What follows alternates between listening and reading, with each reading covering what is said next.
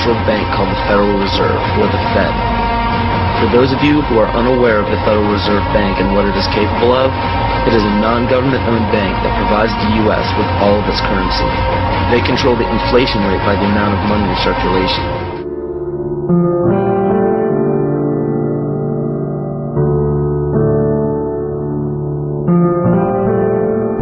It's important to clearly understand, the Federal Reserve is a private corporation.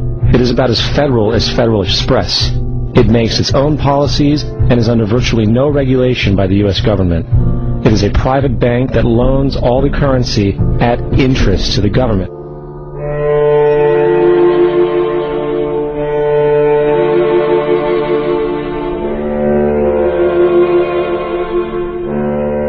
In 1910, a secret meeting was held at a J.P. Morgan estate on Jekyll Island off the coast of Georgia. It was there that the central banking bill called the Federal Reserve Act was written. This legislation was written by bankers, not lawmakers. This meeting was so secretive, so concealed from government and public knowledge that the 10 or so figures who attended disguised their names when en route to the island. After this bill was constructed, it was then handed over to their political frontman, Senator Nelson Aldrich, to push through Congress.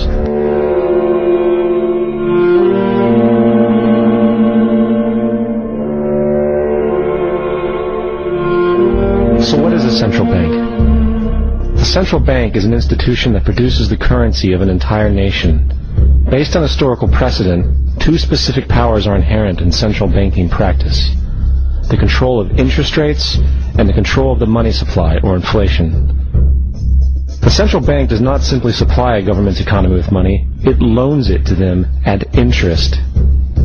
Then, through the use of increasing and decreasing the supply of money, the central bank regulates the value of the currency being issued.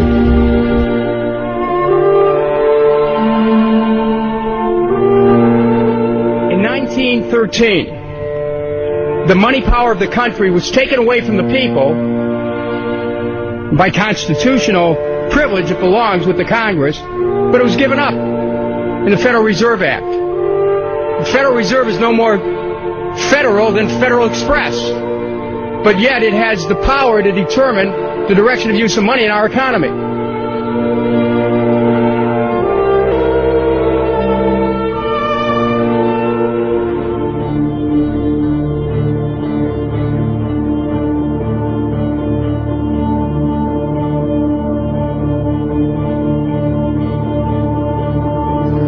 Is the proper relationship, what should be the proper relationship between a chairman of the Fed and a president of the United States? Well, first of all, the Federal Reserve is an independent agency, and that means basically that there is no other agency of government which can overrule actions that we take. So long as that is in place and there is no evidence that the administration or the Congress or anybody else is requesting that we do things other than what we think is the appropriate thing, then what the relationships are don't frankly matter. Notice what Greenspan is saying. Greenspan is saying the Federal Reserve is beyond the law, and in reality they are in practice beyond the law.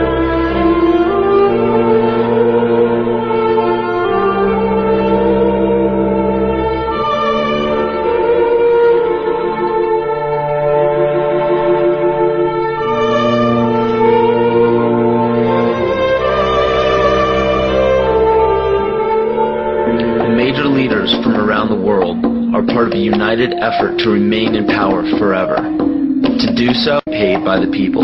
So in turn, all property and assets will be repossessed by the debtor. Debt has really been used as an instrument in order for the IMF and the World Bank to get their policies implemented in many developing countries.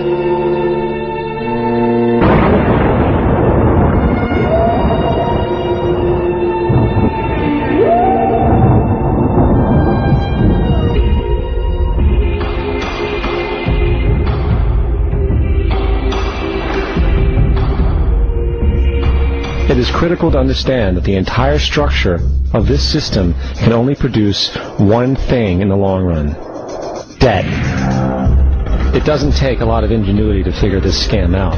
For every single dollar produced by the central bank is loaned at interest. That means every single dollar produced is actually the dollar plus a certain percent of debt based on that dollar.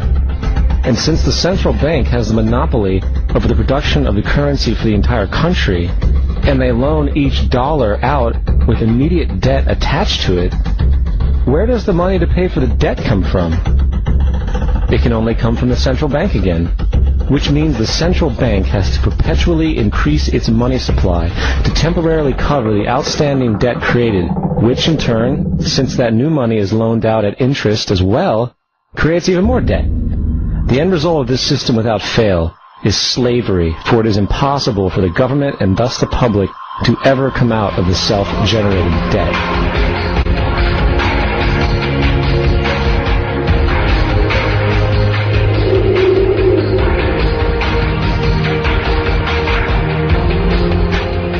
This aspect of the New World Order was announced at the G20 in April of 2009. There is a big thing that's going to happen in London at this G20, and they're hiding it, they're camouflaging it, they're not talking about it. Coordination of international regulation.